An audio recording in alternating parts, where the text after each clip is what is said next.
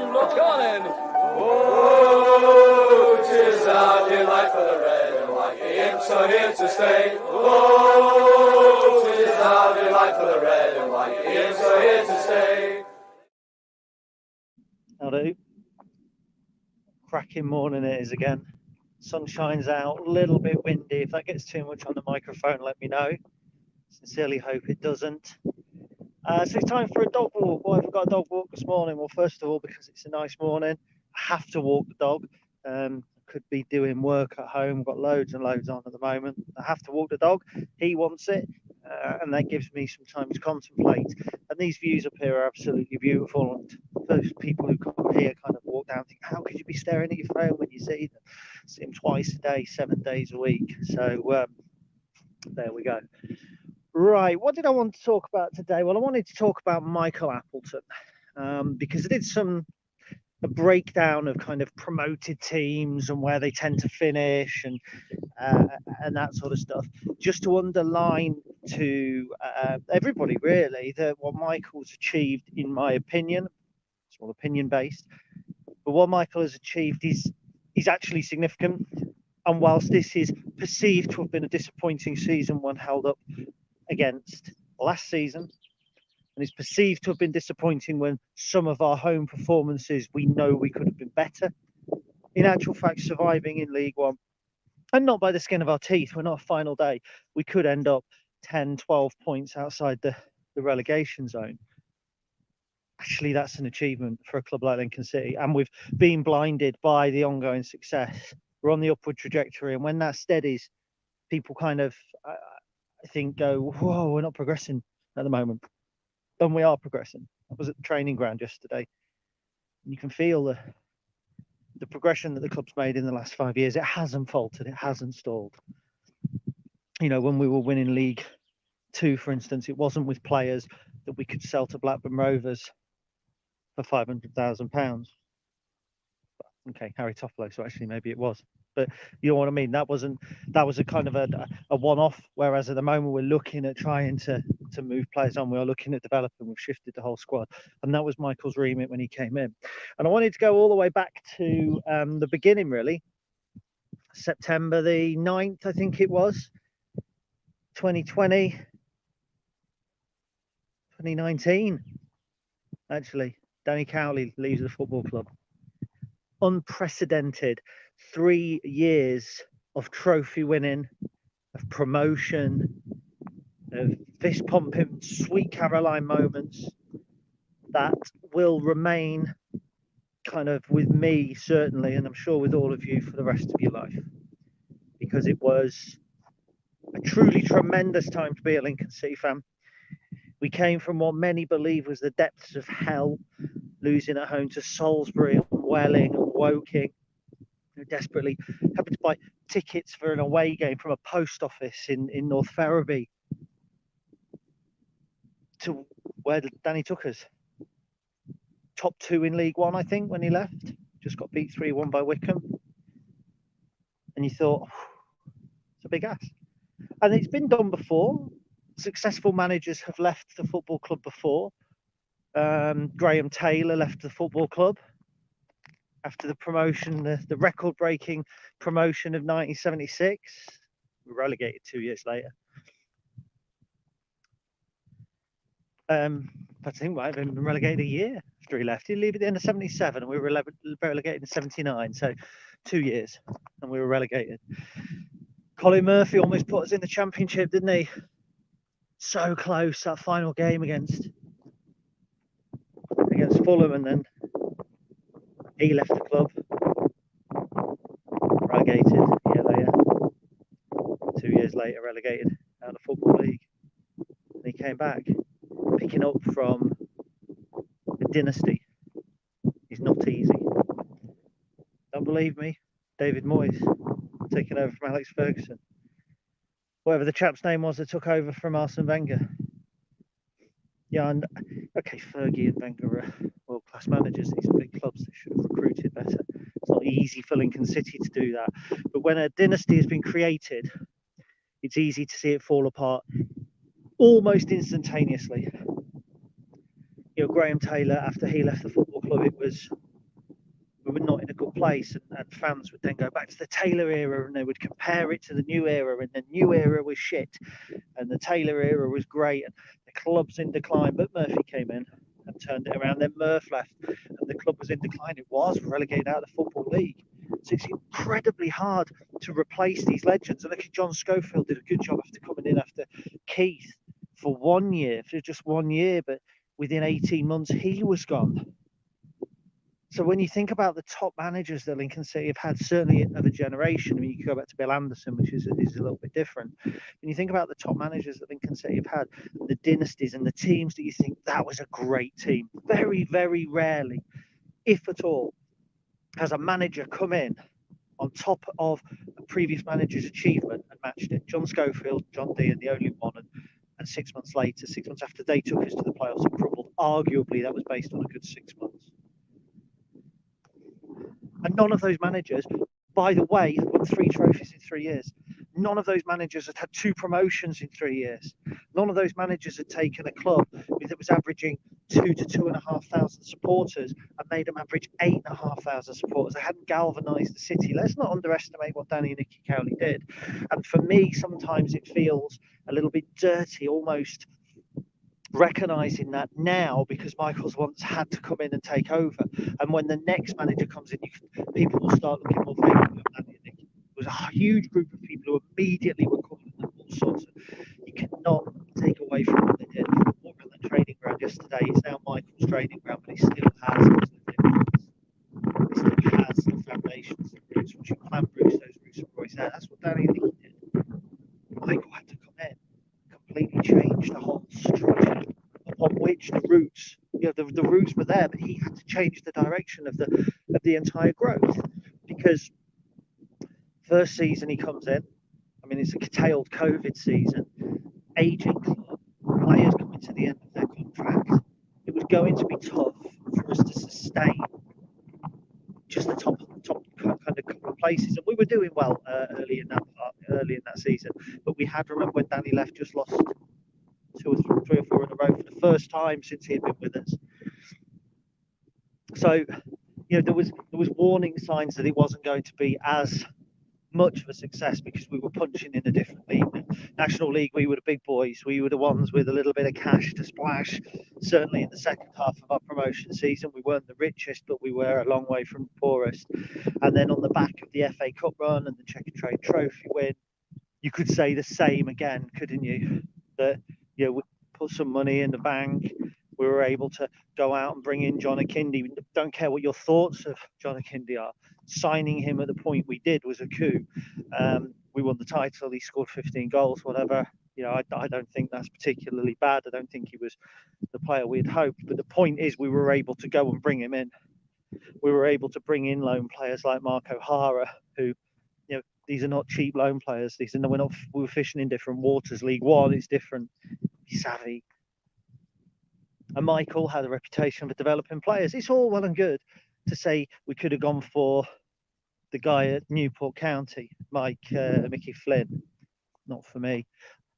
We could have gone with Gareth Ainsworth. What you would have got there is just a robust, kick it up in the air kind of outlook to the game. Probably the only other option. We had 2 options. We either go for coaching, young players, nice football development, or we go for kick it up in the air, up and at nasty, horrible side.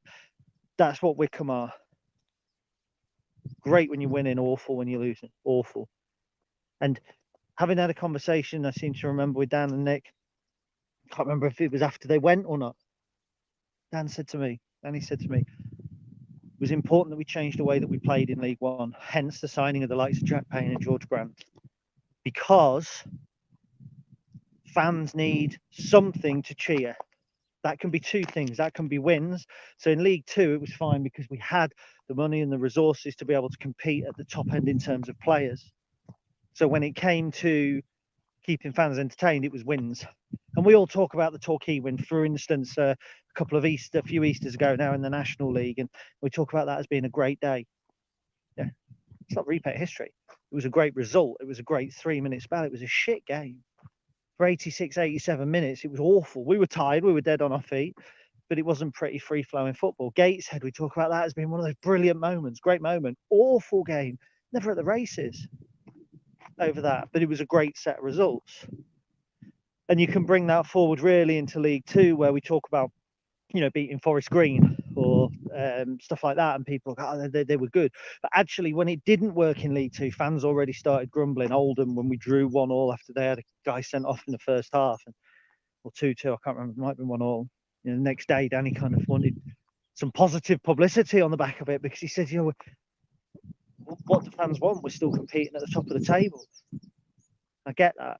League One didn't have that likelihood, that result. We didn't have the better players to be able to grind out some of the results. So Danny knew that he needed to be able to play better football, because we might not be winning games, but you have to keep fans entertained. So would you rather lose games playing nasty football or lose games playing good football? He wasn't saying we were going to lose every game, but there was going to be more defeats. And if you have more defeats, it's going to be harder to defend a certain style of football. So that was why I think we went with Michael over Gareth Ainsworth. So Michael came in and he had with the greatest respect, I mean this, he had the ghost of the Cowleys still stalking the halls.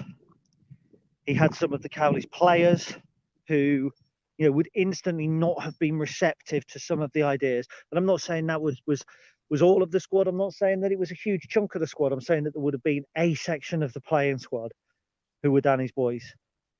Jason Shackle, for instance, one of Danny's boys. About his generals there. It was a tough ask to come in.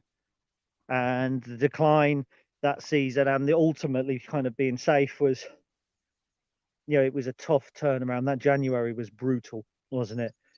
With players going like a Kindy, like Harry Toffolo, and players coming in like Teo Eden and Anthony Scully, and you'll never win anything with kids. And we'd gone on that run just before Christmas, and then the players started leaving.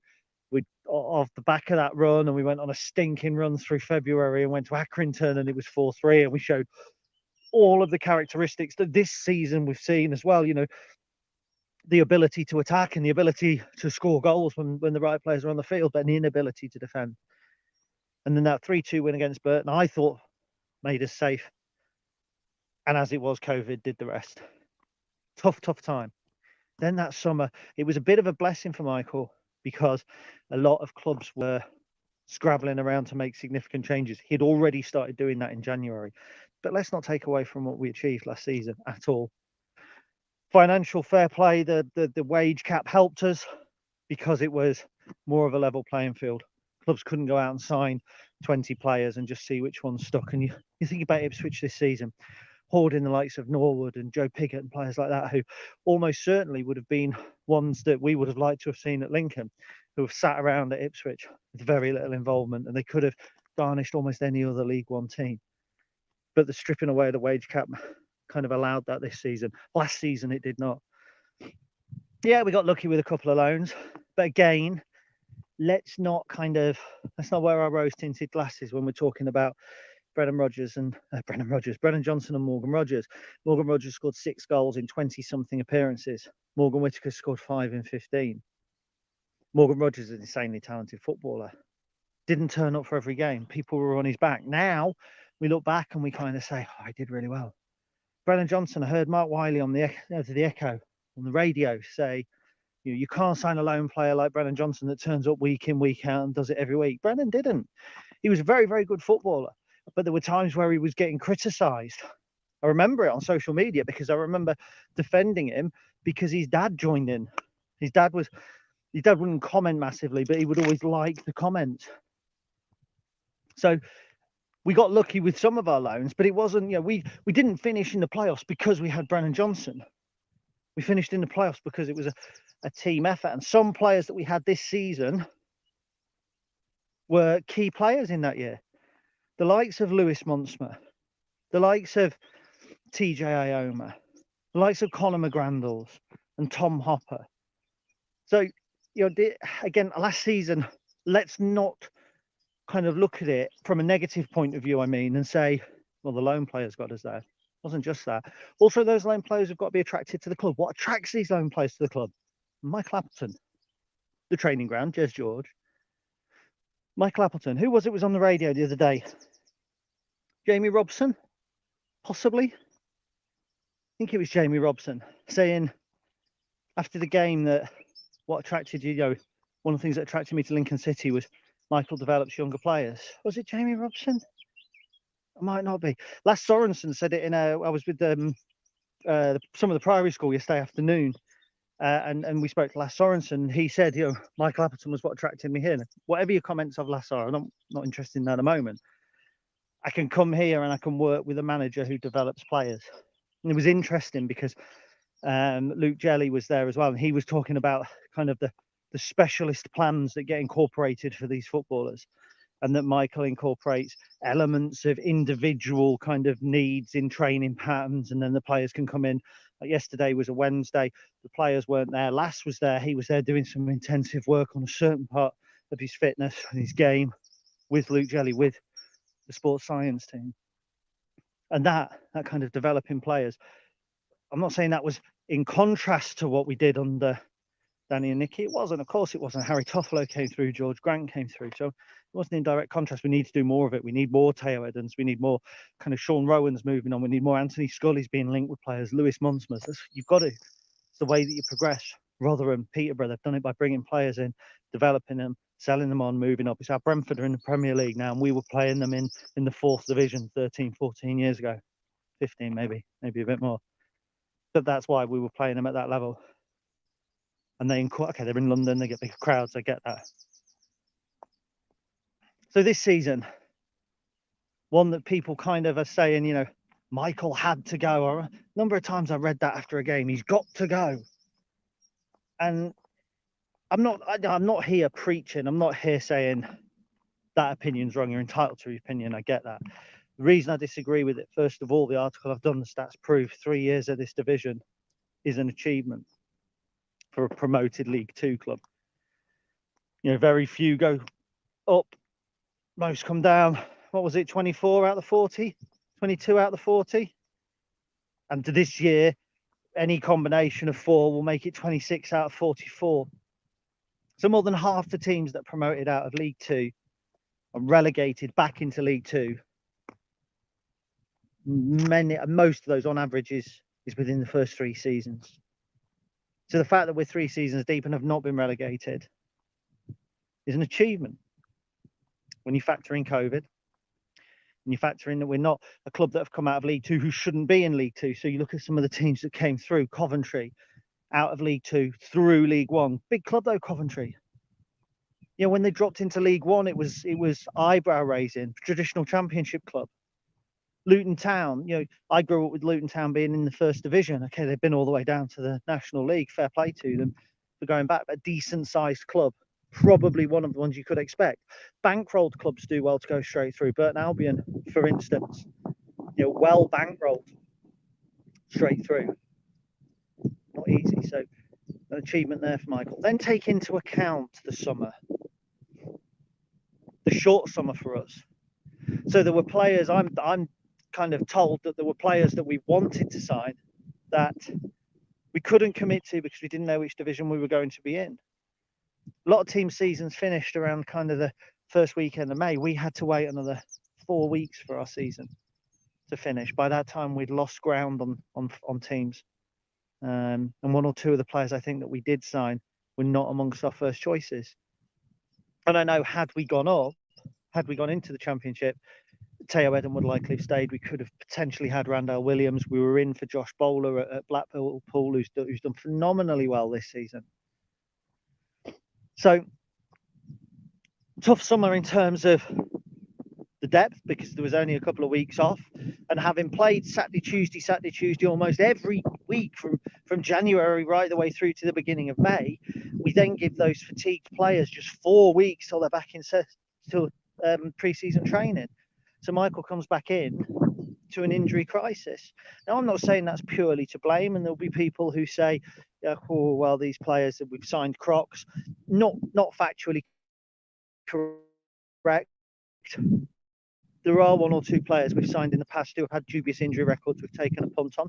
One of those being Neil Erdley, which went well. One of those being Mickey O'Connor, which went well. But there's several here in this squad now who people class as crocs, who probably not. Joe Walsh didn't have the best injury record when he came to us that I can see. People saying Chris Maguire was a croc. Joke. Absolutely not. Played a majority of the games for his clubs over the last few years. People saying Adam Jackson was a croc. Not true again. Missed a lot of games for Barnsley, but not by his own choice because he was dropped. Ted Bishop, somebody you could probably say is a croc, who hadn't put in a full season up until last season for Ipswich, has played 30 however many games for us this season. So easy saying we've signed crocs, not factually correct. And there has to be some mitigating factors. Maybe there are one or two players who do push themselves overly hard in training. Maybe there are one or two players that do not help themselves by being, full throttle. We don't pick up an awful lot of injuries in training. We do pick up some. Injuries are not all unfortunate. Some of them are avoidable, but you look at some of the ones that we've had this season. Concussion, how do you legislate for concussion 3 times? How do you legislate for a player not landing correctly and doing his ACL? It happens. Mickey Hines, speaking to him yesterday, said one of the most common injuries that he has is a rolled ankle. Just from you go to land in one way, you land slightly differently, rolled ankle, and it's an injury, and it's not something that can be trained. So I'd say you land properly. I can be walking, sorry, the sun's really awkward here. I can be walking this track and slightly roll my ankle and it's nobody's fault. So Michael's had to contend with an unbelievable amount of injuries. And when you look at the players that we've had out at any one time, 24 different combinations across the back 4 or the back 5, depending on how you want to look at it, in 44 games. 24. Most of those due to injury. And if you factored in FA Cup games, that would be more, because Sean Rowan obviously involved against Bowers and Pitsy. Probably if you factored in the EFL Trophy games, it might even be more than that. Then you've got to think about Michael's personal situation over the summer. So not only has he got to pick up a team that have suffered playoff heartbreak, not only has he got to work with players who went into that game knowing that they were struggling with injury. Joe Walsh, I think, said he knew by playing in the playoff final that he would be injured for a while after that. So not only has Michael got to contend with that, he then has his own health scare, which affects recruitment, no doubt. He's away for 2 weeks. We've got a recruitment team, but the manager not being there, the pressure that must have put on him have been huge. And yet we go into the season in a division with 6 or 7 former Premier League clubs, in a division with no wage cap, with all the pundits saying Lincoln will be top 6. By the way, I didn't. All the pundits said that's where we'll be, top 6. Pressure from the off. So all the fans reading that, even those who kind of think, no, that won't be the case. There is that expectation being built up, not by the club, not from the club, but from outside influences. We haven't lived up to that expectation placed upon us by others. We haven't lived up always to the expectation placed upon us by me, by you, by fans who want to see a certain style of football, and Accrington and Hartlepool and Doncaster at home and Gillingham at home. They have been games that have not been good. I'm not looking at those games and kind of pitching those single instances into a whole kind of narrative saying, well, they could have been avoided if. One or two players didn't turn up when we went to Shrewsbury. It showed.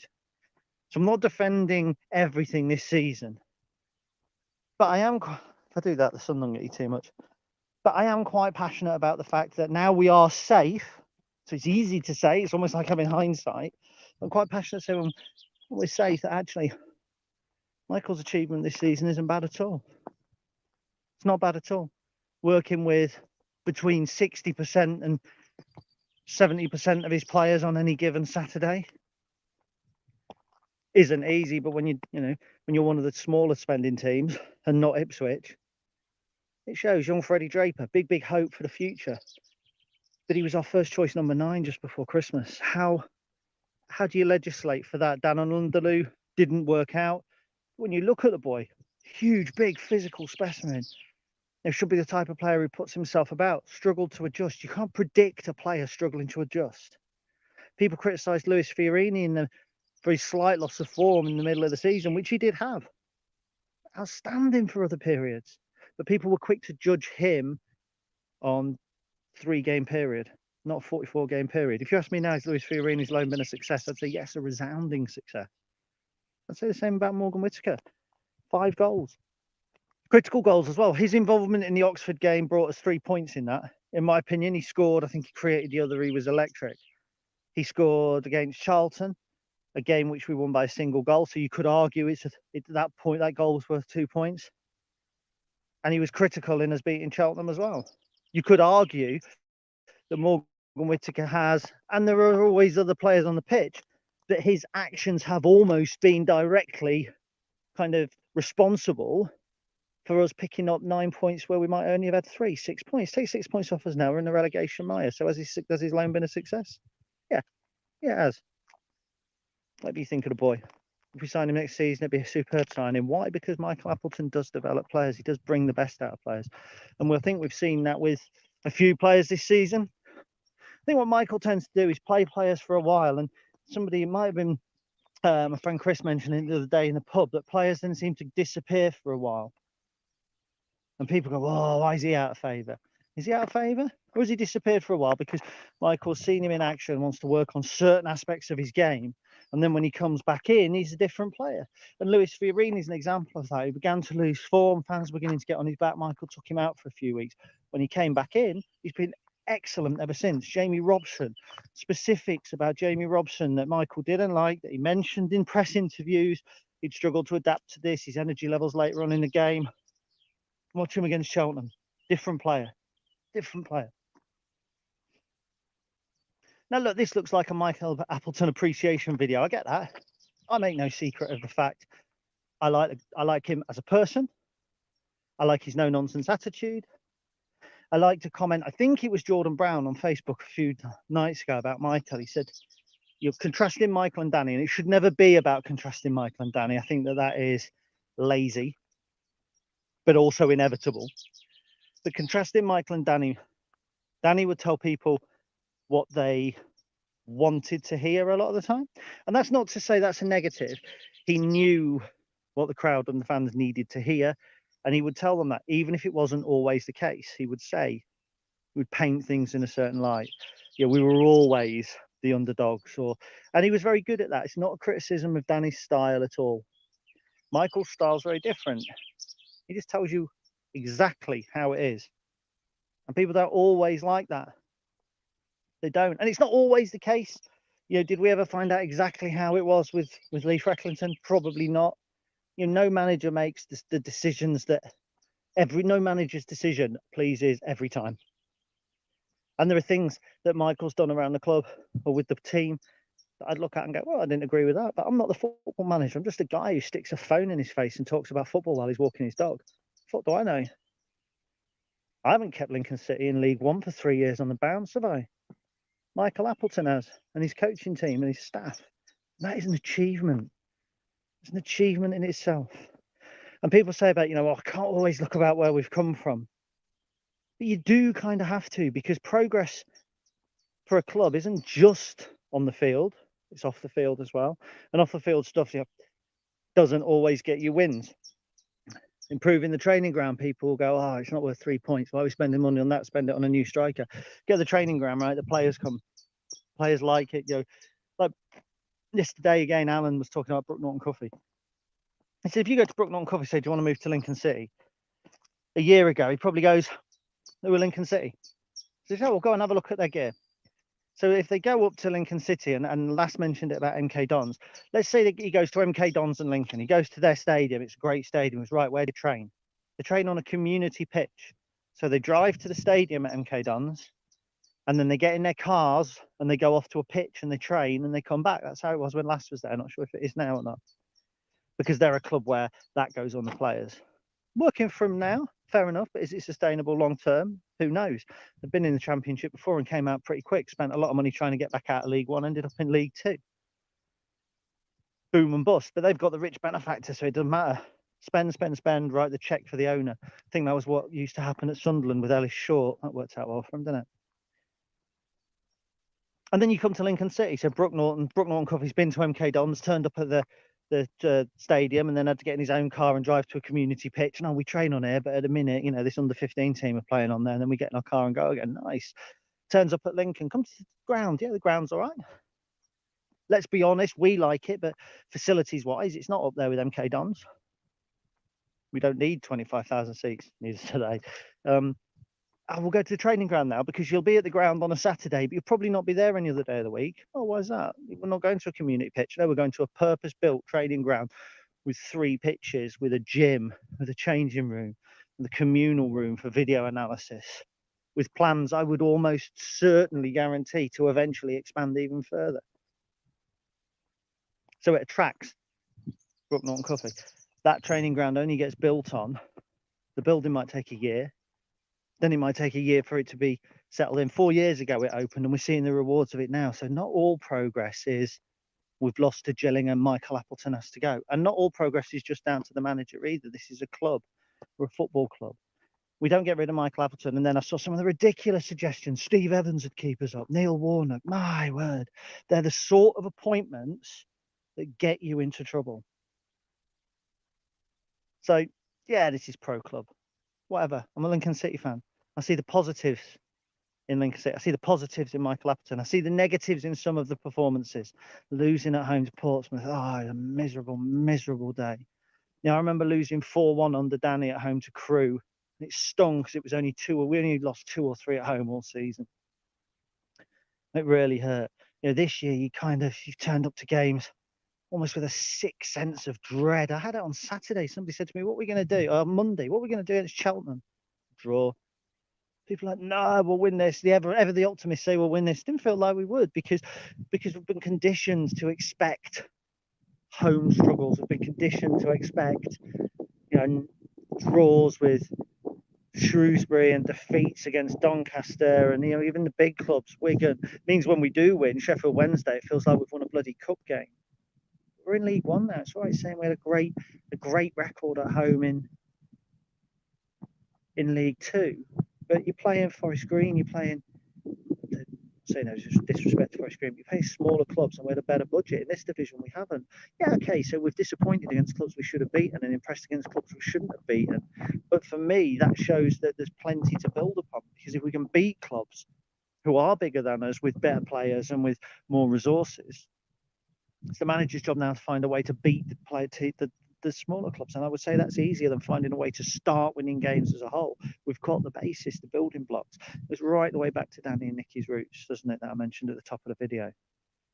I just think there's a lot to be positive about. Now that we've stayed up and it's easy, look, let's say that results didn't go our way, we lost a couple of others. Very, very fine line between success and failure. And if we were here talking about relegation back to League Two, I'd be looking at these positives through slightly different eyes, wouldn't I? Really easy to be positive after the fact. And I know I don't know if Kev Barwise is watching, he certainly was at the minute, but I remember Kev saying we were in a relegation battle back in October and kind of poured scorn on that. We're not in a relegation battle. We were, I was wrong. But at the same time, and possibly not Kev, but other people saying we're going down, that's now wrong as well. Your opinion is always there to be challenged. I'll always alter an opinion or admit where my opinion has been wrong in the past. But I believe that we're in a decent place as a football club. That's an opinion I've had all season. Facts, events may have made that look more foolish, but I wouldn't change my opinion. Had we gone down, I would still have this opinion about the football club, but it would have been harder for me to argue it. Okay, so let's look back over some of the comments, because every time I turn away from the sun, you don't get a good video experience. And those listening on the podcast, this one will be made available on the podcast, by the way. Many of them now after I filmed them on Podbean, but I think this is an important dog walk, so I want people to be able to listen to this on the podcast as well. So you've said good morning, James Atkin, Chris Graham. Steve Rowland has interrupted his Half Man Half Biscuit fest to listen, so this had better be good. Great band, Half Man Half Biscuit, huge fan. Lee Curtis, gorgeous morning, Gary. Not as gorgeous as in your full kit. Yeah, cheers, Lee. Can you see Marquis staying? Because clearly he gets it here. He does get the fan thing. I understand that. I'm not sure whether he stays. I'm not so sure. He hasn't been playing as regularly. we do still, I think we may need a centre forward, but if he comes in, does that then mean that either Ben House or Charlie Kendall don't get to play? We've got Freddie Draper as well. Depends if Tom Hopper stays. Tom Hopper doesn't leave the club, we probably don't sign John Marquis. He does get it. He'll go around, he'll applaud. Everyone loves to see that. But as I've said a lot of times, that doesn't get you points. And he scored, 2 goals in 15 games? As many as Morgan Whittaker. Something to ponder on. JP, last season was artificial, and what Michael has built this year makes me look forward to next season with optimism. Yep, me too, absolutely. I'm with you on that. I think you've got to be optimistic when you start in League One, and you know that there are teams that you should be better than. You know, if we start next season, you know you've got Shrewsbury, you know you've got Accrington, you know you've got some of the teams coming up, you know you've got Cheltenham, you know you've got Cambridge. These are teams that I think that arguably we can probably sell Lincoln City better than Cambridge can sell Cambridge United, or Cheltenham can sell Cheltenham Town, and not devaluing what they do. They're, you know, Mark Bonner, very good manager, Mickey Duff, great manager. But as a club, I think we can market ourselves at a better level. So if recruitment's good, I feel optimistic. Adam Ball, if you went back 10 years and that's any input, like 4 seasons in League One, they'd snap your fingers off. Yes, I would. I hope you don't invent the time machine, because you will be fingerless. Harry Jackson, morning Gary. Although we haven't progressed up the table or in the playoffs like last season, we're at least still in League One and can come back next season with another chance. Look forward to next season and what it brings. Agreed. Beauty of football, isn't it? It always starts again. Kate, hi Gary. The way I look at it is, regardless of how some bad players were this year, we achieved safety. That's all. Appleton did that, so fair enough. One of the reasons I respect Kate, outspoken by her own admission, controversial by her own admission, never shapes an opinion, or always willing to admit if an opinion that she's expressed is proven wrong. For instance, I know she kind of was anti-Appleton when he signed, and then kind of sort of, you know, held her hands up in the summer. So I respect that. Kev Barwise, despite the lowly finish position, Imps have beaten Sunderland away, Sheffield Wednesday at home, Charlton Wigan away. Results I'd never thought I'd seen in the EFL fixture, so Michael deserves great credit for that. 100%. Good morning to Andy Blackburn. JP, again, in my view, last year shows that if all things are equal, we have one of the best managers in the division. When he speaks, you listen. When he speaks, you listen, and you know you're being told the truth, in my opinion. Steve Turner, morning. I think sense of entitlement in some of our fans has led to a sense of disappointment. We're playing at a higher level and we do well to achieve results. We have Sheffield Wednesday, Sunderland, etc. Yeah, I agree. I think it's a sense of entitlement, and I don't mean that in a negative way. There is some entitlement in a negative way, but I think that things like pundits saying top 6, I think going to Wembley last year, and so many fans, by the way, missing out on that experience. I think there's an element of that in the anger this season as well, that we had such a good year last year, but we weren't able to see it. That when the same didn't happen this year, it's almost like we've missed out on it. Whose fault is it? It's the manager's fault, not repeating it again. It's, you know, I think there's a psychological element to that. Last year was brilliant, but we didn't feel a massive part of it all the time. And the club did what they could. And so that disassociation that people felt, commented on feeling early on in the season, did come, I think, from not tearing teams apart as we had been doing. And not because we'd been found out. That's a very shallow thing to say, in that, you know, oh, Lincoln have been found out. People say that about John Schofield in 2008-09 or 07-08, found out. And I said that as well. But people discover a way to play against you. You've then got to do one of two things: either get enough points in your style to maintain your form, or to stay in your league, or adapt. And I think towards the end of this season, we did begin to adapt. The 3 at the back, for instance, against Sheffield Wednesday. Yeah, so I'd see that. Kate, if Steve Evans never gets appointed, I guarantee you'd lose 20% of the fans attended, no questions asked. Yeah, I don't think I'd stop going, but I wouldn't back the manager. Keith Fletcher, anyone who's just Steve Evans should be banned from Sinsel Bank. Agreed. Mr. Langham, totally respect what Appleton's achieved over 3 years. I just want more passion shown on the touchline from the bench to get the 12th man involved. I understand that. I've always kind of said that, you know, fans pay to go to watch the game, and you kind of engage. It's like, it's hard, isn't it? You pay to go to the cinema, and, you know, whether it's good or bad, some people stay and watch the film, but other people, if it's bad, won't watch the film. So I think what you're saying is you want to see Michael kind of geeing people up on the touchline. Unfortunately, that isn't his personality. And it kind of plays into that I was saying earlier, that Danny tells fans what they wanted to hear to get an outcome. Michael just tells it how it is so that fans are informed. And I think he's not that type of person. It won't happen. It won't happen. And I understand how people like that and want that. I've always said it doesn't get you 3 points. Maybe it does. Torquay, a couple of years ago, I've already mentioned that. Maybe it does get you 3 points. Maybe that is just something that we have to kind of sort of see that Michael doesn't do. He's a passionate man. Seeing him celebrating a couple of goals, but he's a studious man. He's not always in the fourth official's ear. How many times has Michael been booked or sent off on the touchline? Mr. Biddles, morning guys, hope you're well, mate. I am. Ian Dovey spoke to a season ticket holder yesterday who had no idea that the last time we were in Division 2 was 1961. Excuse me, Les Daubney. Les, much to look forward to next season. House, Wright, Long, Kendall, Rowan, Monsma, Draper. We're 2 or 3 players away from a very competitive team. We are, I think, 3 players away from a competitive team with a spine away. We are a reliable 44-game centre-back in the Adam Jackson mould, but fitter, playing 44 games a season. We're a Liam Bridcut figure in midfield away. And I've also said the likes of Tom Naylor, Jordan Houghton, somebody like that, 26 to 29 years old, been playing football at this level for 5 years or so, holding midfield, all that sort of stuff. That's what I think we are. And then possibly a centre forward, possibly. And you get that kind of middle going, and then you can put the young branches on it and excite. Ryan Whelan, Michael has been fighting with his hands tied behind his back due to injuries and still kept us up. Top half if Bridcut played 25 plus games. Agreed. And if we'd had a settled back four. Harry Jackson, I remember seeing an article where we could raid Man City for their youngsters. Who do you think we could get on loan? I haven't looked, if I'm honest, at the Man City squad, the youth squad. You can't look at the ones that you know about. So I saw somebody say, Rory Delap or something. It's not going to happen. It'll be the players who are just under the radar.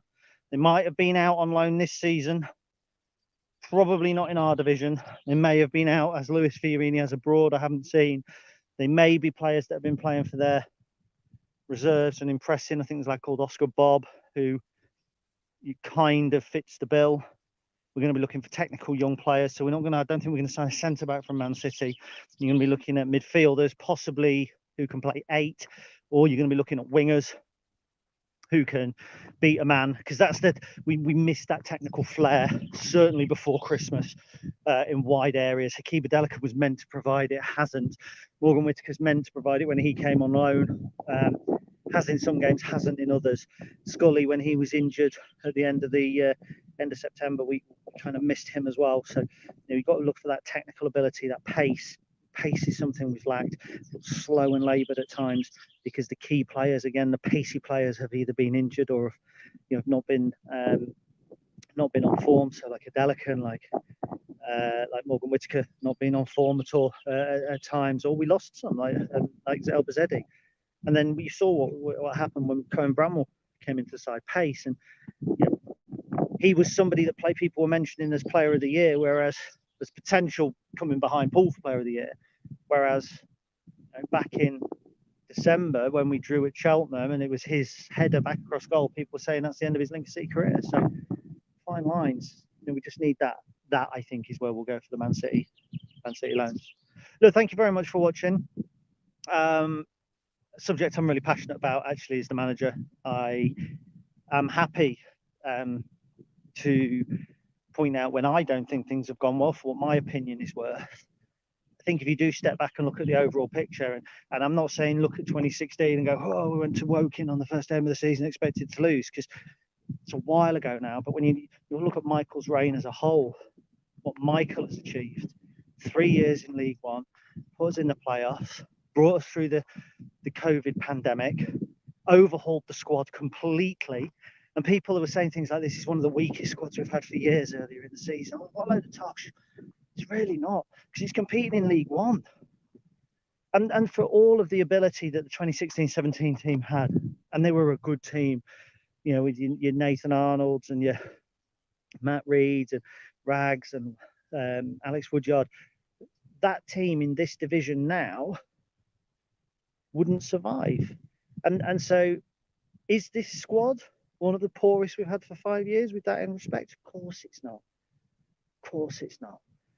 In terms of where it ranks in amongst its peers, you could perhaps argue that there have been more teams come to the bank this season that you say they have a better squad than us than there has been at any time in the last 5 years.